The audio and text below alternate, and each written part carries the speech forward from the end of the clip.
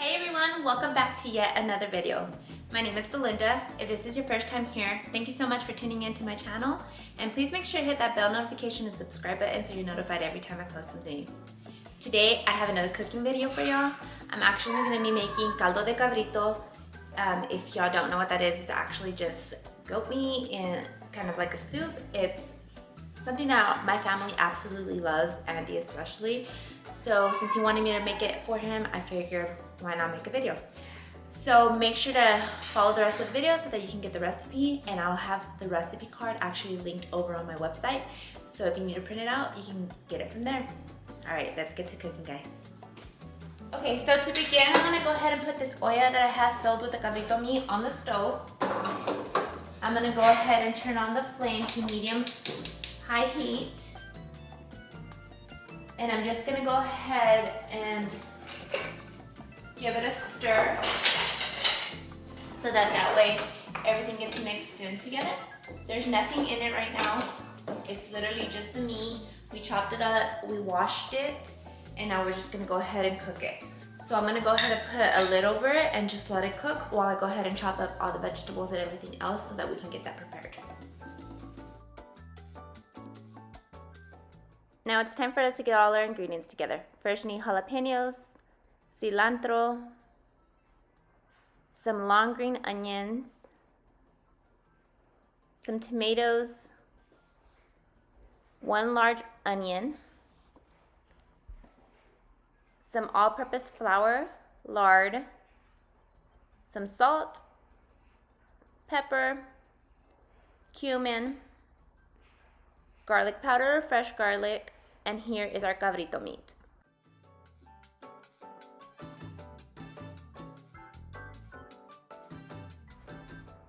You begin by placing the cabrito meat in a large olla, just by itself, no water, no lard, nothing at all. You just make sure that it starts cooking itself in its own juices.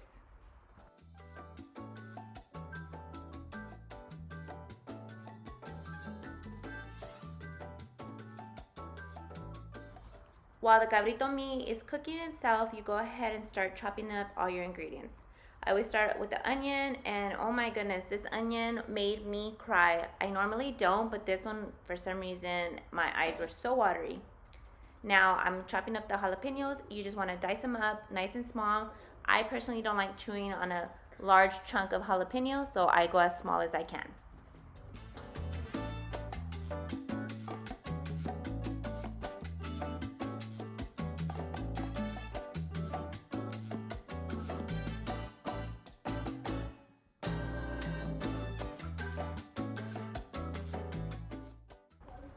I finish up by dicing up the rest of the veggies and putting them in a bowl, so that way when I'm transferring to the cabrito meat, I'm not struggling by carrying over a ton of cutting boards.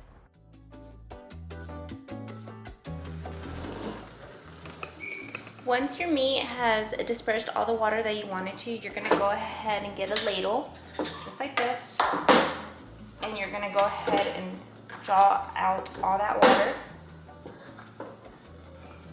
and just pour it into a different bowl.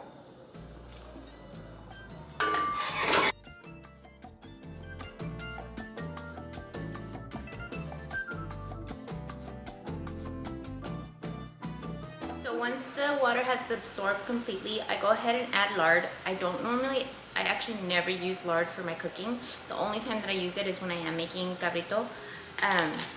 My mom just says that it was what you need to use, so I just follow what she says. So I don't add a ton, I just add like half a spoonful. Go ahead and let it melt in there. And all that's gonna do is kind of crisp up the meat a little bit. This is how many onions I have. This is a whole white onion.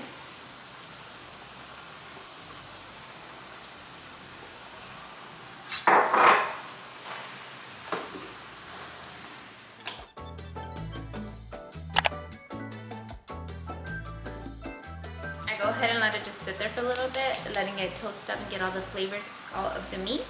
And then I'm gonna go ahead and put the lid right over it and just come back to it in a few minutes. I'm now gonna go ahead and add the rest of the veggies, beginning with the tomatoes. The long green onions are next.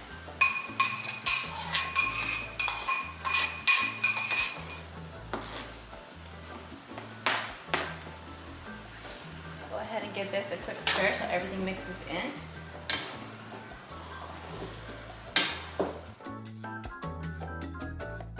And this time I am going to add some of my spices. I'm going to add a little bit more salt.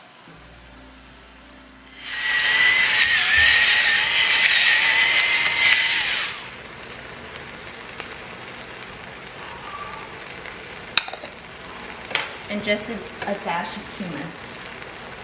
Oh, sorry guys.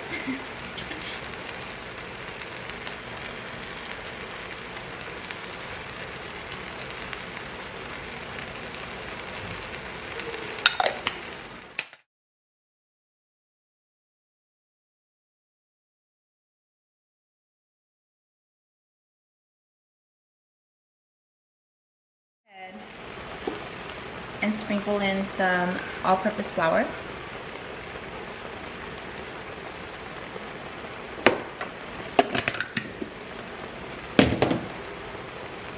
Go ahead and give that another toss.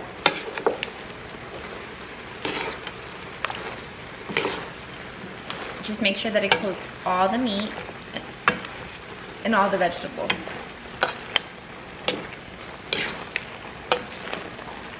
The meat, I'm going to go ahead and grab this again. This is just the excess water that we took out from the beginning and just pour it back in.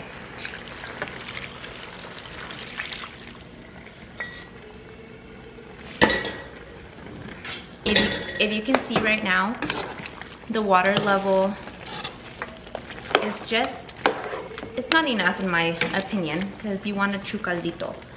So what I would do is I've already gone ahead and boiled some water, and I'm going to go ahead and pour it in right now. And just make it enough.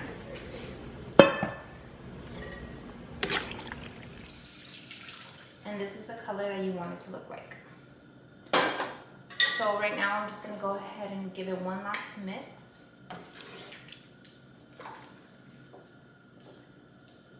I'm going to let it boil for a little bit. I'm going to put the lid back over it. I'm going to let it boil. And in a few minutes I'll come back and taste test it and see if I think it needs any more salt, cumin, pepper, any of these spices. But for now we're just going to go ahead and let it sit. Okay, so now that the cabrito is actually done, I'm going to go ahead and just pour it in a bowl. Just so I can have a quick taste test with y'all. I'll actually sit down and eat later when my parents get here and when Andy's ready to eat. But just so y'all can see. So Avery, myself, and my dad are always fighting over the huesitos. Always fighting over the little huesitos, which are just the little ribs. Super hot right now, but just gonna go ahead and give it a quick taste. Taste the soup with y'all. So delicious. It's so hot, but it's so delicious. If y'all are wondering where y'all get y'all's cabrito, usually we would buy it from somebody locally. They always sell it skinned. All you have to do is chop it up. But here recently we've been raising our own goats, so this is actually something that we raised. We had somebody just go ahead and take care of getting it to our table. Super tender, super delicious. Sorry guys, it's hot, but this is the way I prefer it. I also like it with red chile. If you want to see how I make that, let me know in the comment section and I can do that for you. But there's very many ways of making it. You can make it like this, with the disqueada, with no caldo, the red chile, asada. It's not my favorite. I don't really care for that, but this right here is my favorite. Super delicious, guys.